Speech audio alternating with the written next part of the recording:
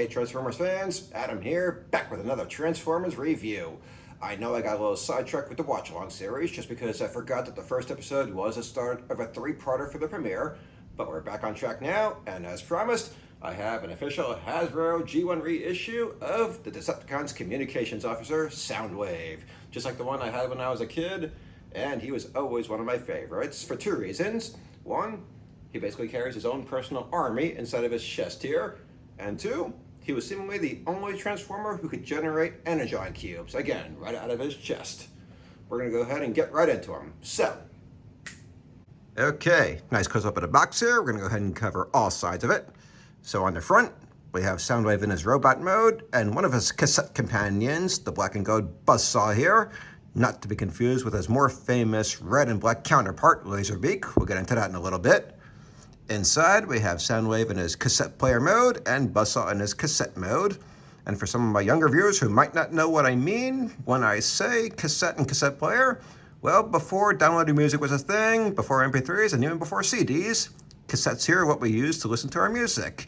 And cassette players here are what we play them on. And then up top here, you have a demonstration of how to transform him. I won't be needing that though, because again, I had him when I was a kid, and this one I have a pretty vivid memory on. On the bottom here, you have Soundwave in his cassette mode with Buzzsaw inside him, then Buzzsaw in his robot mode, and Soundwave in robot mode. And then same thing on the sides here. And then on the back, nice graphic of the Transformers, and then mini bios for Soundwave and Buzzsaw. Alright, let's go ahead and open them up. Now it's true, Starscream was technically the Decepticon's second in command, but I think it's without question that Soundwave here was definitely Megatron's most trusted ally, just because Soundwave never tried to overthrow Megatron. Alright, so inside here, we have the instructions and stickers. We'll go ahead and put those aside. Then we have Soundwave himself, again in his cassette player mode. Even has little volume switches.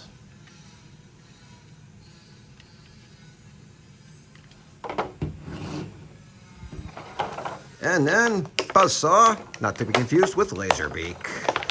So if you're into conspiracy theories, there is a conspiracy out there that Hasbro, knowing that Laserbeak would be more heavily featured on the show than Buzzsaw, chose to include Buzzsaw with Soundwave instead of Laserbeak, just so if you wanted Laserbeak, you would have had to spend the extra money to buy him.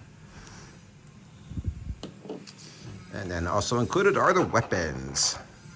So, we have what will be Buzzsaw's rocket boosters and his lasers. And then some of rockets here for Soundwave's rocket launcher. The rocket launcher itself is actually inside Soundwave. We'll get to that in a little bit. Alright, let's go ahead and transform them. Again, I have a pretty vivid memory of this from when I was a kid. So, we start with his legs here. Just swing those down. And then turn them around. And then we bring down his feet.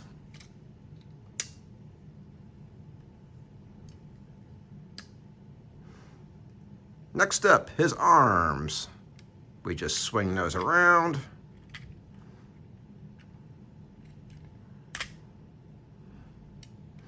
And then with the little levers here, we bring down his hands. And then his head here. You just lift it up and turn it around. And fun fact, Soundwave's face here, well, that was used as the prototype for the Decepticons logo. And then lastly, in his back here, his batteries are actually his weapons.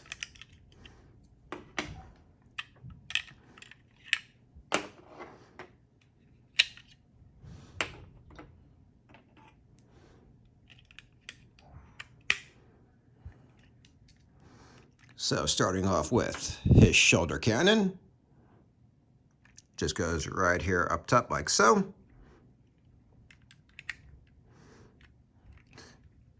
Okay, and then his rocket launcher just expands out, and then the rocket goes right in. And right into his hand. And there he is in all of his robot glory.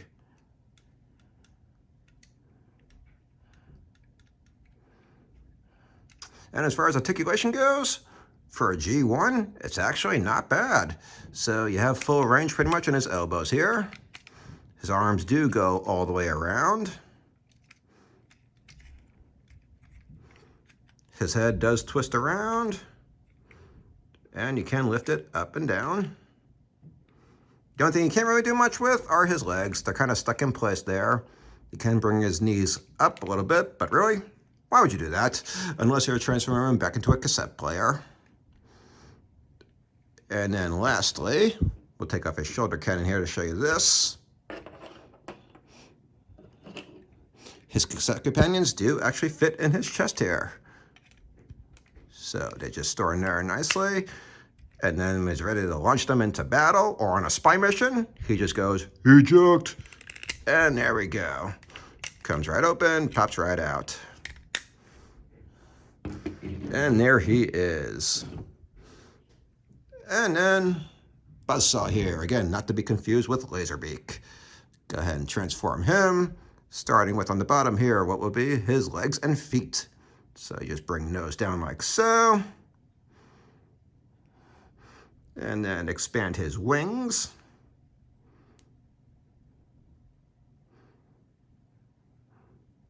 And bring out his head and neck. And then attach his rocket boosters and lasers.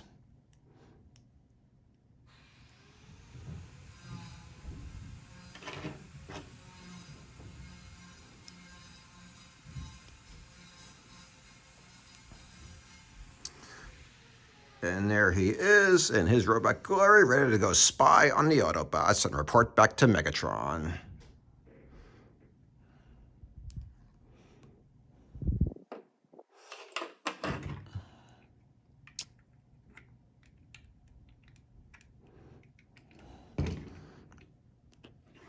And there we go. Let's go ahead and transform them back. So Soundwave here will take off his weapons.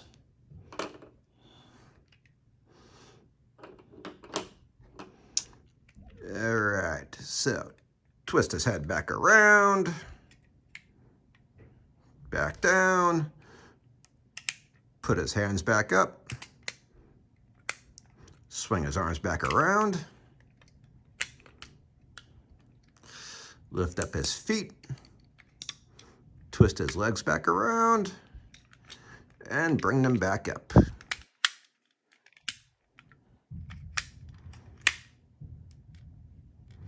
And back to a cassette player.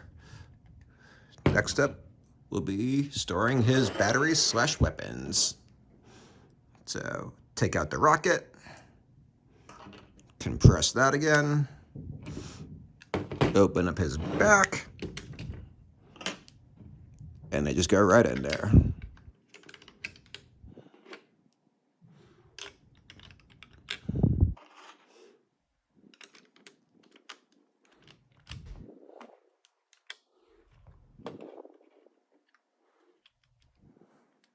And back to a cassette player.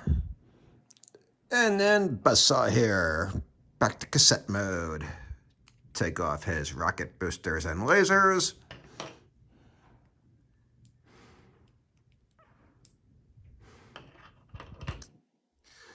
Bring his wings back in.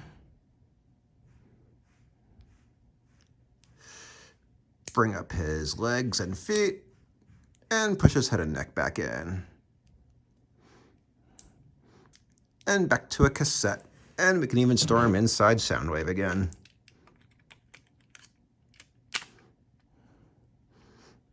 And there we go. Let's go ahead and wrap this video up. And there we have it. I've been having a lot of fun the last few weeks with that auto-transforming Optimus Prime by Roboson. But let me tell you, for as low-tech as this is, This brought me an almost endless amount of enjoyment as a kid, just because, again, he carries his own personal army inside of his chest here. And don't worry, I do have his other cassette companions. My next robot review will be for both Rumble and Frenzy, and we'll get into the debate as to who exactly is who, because yes, that is a debate among Transformers fans. And then I do also have Laserbeak and Ravage. We'll get to those down the road. The only one I'm really missing is Ratbat, and really, is anyone missing Ratbat? No, not me. But anyway, my next video will be another watch along. It'll be season 1, episode 4, and then after that, we'll get to Rumble and Frenzy. Until next time, take care, Transformers fans. Hey, Transformers fans, Adam here, back for another Transformers review. Last time I reviewed an official Hasbro G1 reissued Soundwave here, and one of his cassette companions, Buzzsaw. And I did say that I did have his other cassette companions as well, and as promised, here we go. So, we have Frenzy and Laserbeak here, as well as Ravage and Rumble. Today though, we're only focusing on these two. That'll be Frenzy and Rumble, and just who is exactly who, because there is a bit of a story there. And as you can tell, these are some tiny robots, so we're gonna get right into it with the close-ups. Okay, so nice close-up of the packaging here. And we have Ravage and Rumble displayed in their cassette modes. Right above them are their weapons, and then above that a picture of them in their robot modes. On the back, many bios for them, and little displays on how to go about transforming them. Same thing for Frenzy and Laserbeak here. Displayed in cassette form. Right above that, their weapons, pictures in robot form, little bios, and demonstrations of how to transform them. But again, we're only focusing on these two today. We have Frenzy and Rumble, or is this Rumble and this Frenzy? So here's the story. The original toy line, obviously, and the original comic books both depicted Rumble here as being red and Frenzy here as being blue. And that is how they were supposed to be depicted in the original G1 animated series. But then, at some point during pre-production of the show, there was a miscommunication, and the roles got flipped. So, blue here became Rumble, and red here became Frenzy. And as a result, Blue Rumble was much more prominently featured on the show than his black and red counterpart here. And there's the story behind that. And further depictions of them, whether it be toy lines, comic books, or video games, well, they've kind of flip-flopped as to who is exactly who, so really, it comes down to personal preference. Myself, I'm a G1 cartoon guy, so I tend to believe Rumble here is blue, and Frenzy is the black and red one, and that's how I'll be referring to them going forward. Alright, now that that's out of the way, let's go ahead and get them out.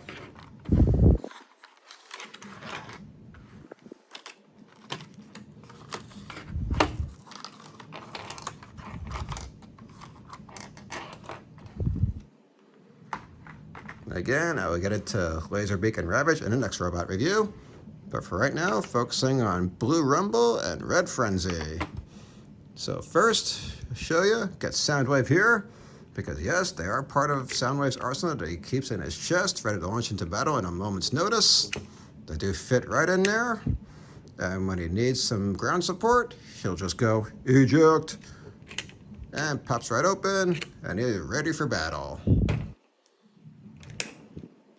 And to transform him, start off by bringing down what becomes his legs here.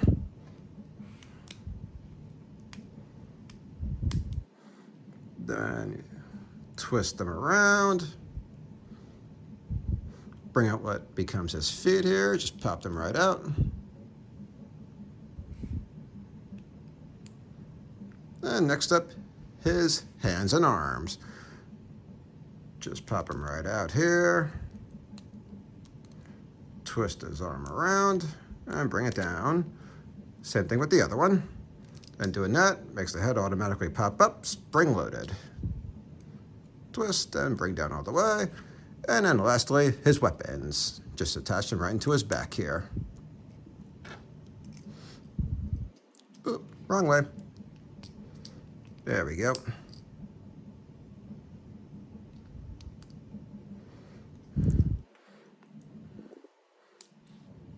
And there's Rumble. Next up, Frenzy. The exact same thing, because they're basically the exact same robot, just different colors. Bring down the legs. Twist them around. Pop out the feet.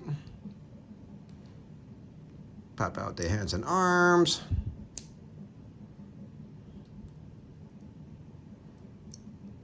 Head comes out automatically.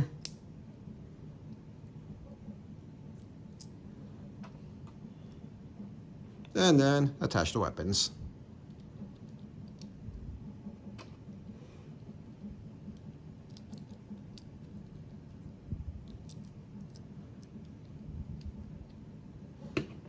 And there we go. 2 more members of Soundwave's army that he keeps in his chest.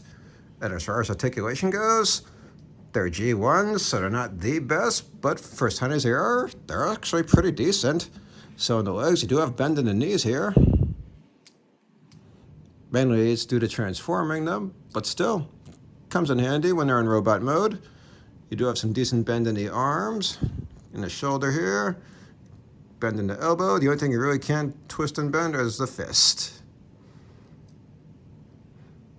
And then the only thing that these two don't come with that they did have on the show are the pile drivers that they use to create earthquakes. And I'm guessing that's just because they weren't packaged like that with the original Japanese toy line before the Transformers were a thing, so they didn't quite make the crossover to America with those. But they do have their weapons here on the back, and take them off, and just prop them right on their forearm here. And there he is, ready to take on the Autobots. All right, let's go ahead and transform them back. Put the weapons aside.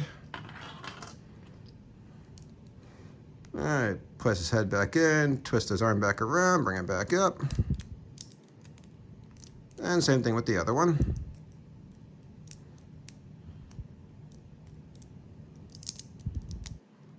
All right, push the feet back in, twist the legs back around, and bring them back up.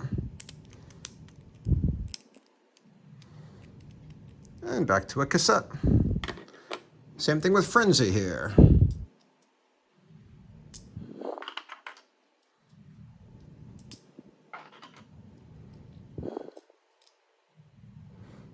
And twist arm around, push the head in, bring the arm back up. Same thing with the other arm.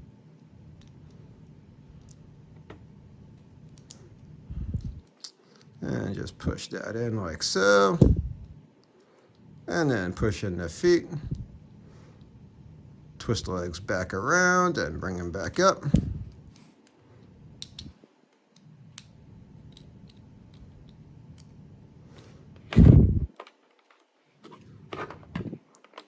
And back to cassette modes.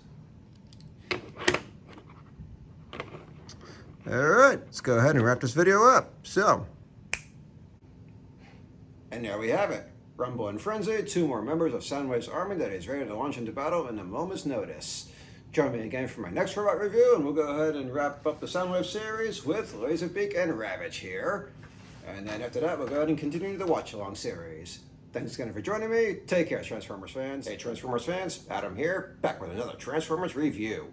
We've had some fun in the last couple of reviews with Soundwave and his friends here, Rumble, Frenzy, and Buzzsaw. And today we're finishing that series up with the last 2 cassette companions, Laserbeak and Ravage. And just like their friends, these are some tiny robots, so we'll get right into it with the close-ups. Okay, close-up of the packaging here. So we have Laserbeak and Ravage on display in their cassette modes.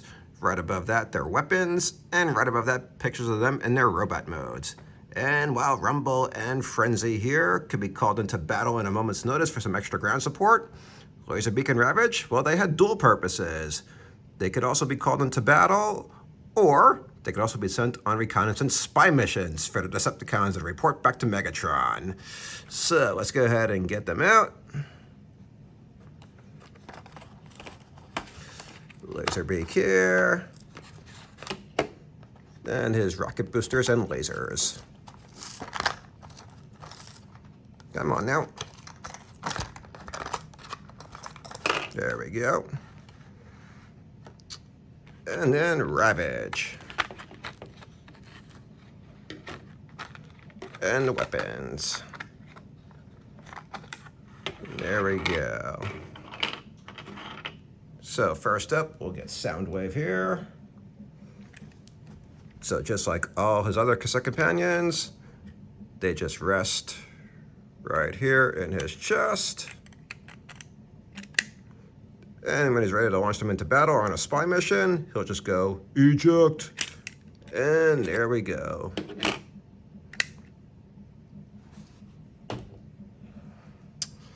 All right, let's go ahead and transform them, starting with Ravage here.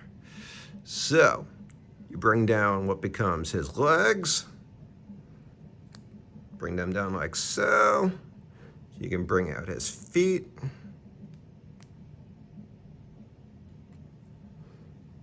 Then position them however you want. And then the front legs.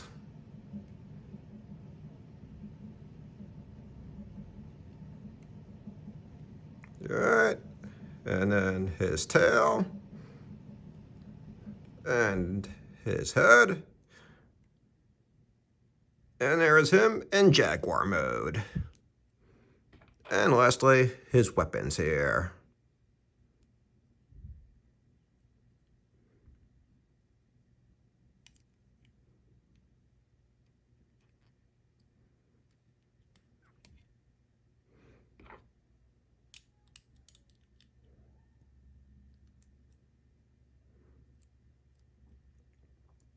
And there he is, ready to back up Soundwave or go spy on the Autobots and report back to Megatron.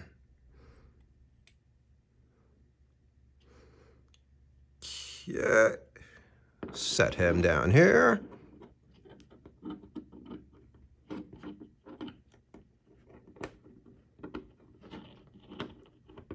And stay, maybe. There we go. All right, and Laserbeak. So just like Buzzsaw, we start by bringing down his legs and feet.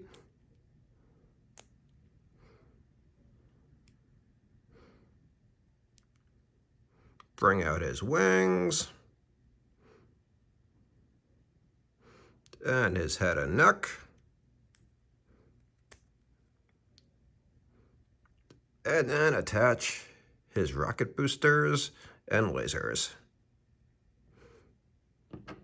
And Laserbeak here, probably Soundwave's most trusted companion, hands down used most frequently out of all of them.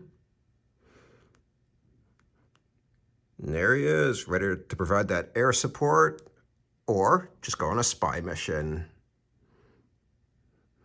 As far as articulation for the two of them go, for Laserbeak here, you can move around his head and neck a little bit and move around his wings. Not a whole lot besides that. And then Ravage here, got movement in his head and tail, can move his legs around, position him however you need to, get him to stand upright. Sometimes that could be easier said than done, as you saw.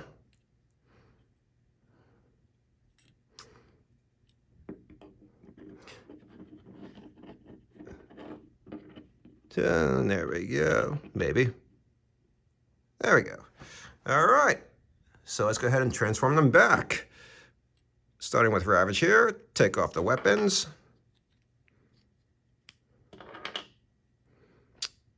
Move the head back. Move the tail back. Curl the feet back up and tuck in the legs. And same thing with the hind legs. Straighten the feet back up. And there we go. Back to a cassette. And Laserbeak here. Take off the weapons.